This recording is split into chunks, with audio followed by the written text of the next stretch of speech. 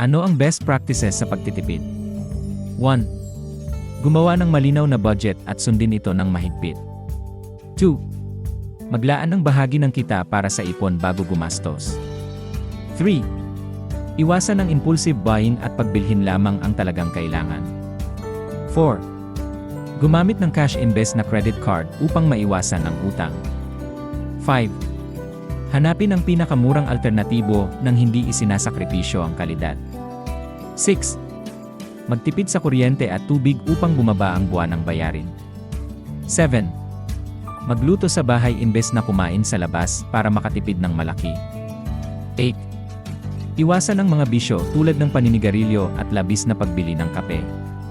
9. Maghanap ng libreng entertainment tulad ng pagbabasa o pag-ehersisyo. 10.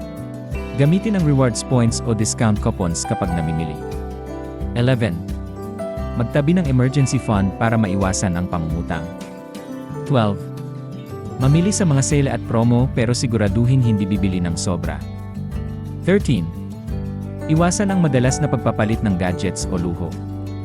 14. Mag-invest sa mahahalagang bagay na may pangmatagalang benepisyo. 15. Panatilihin ang disiplina sa paggastos upang maging mas epektibo ang pagtitipid.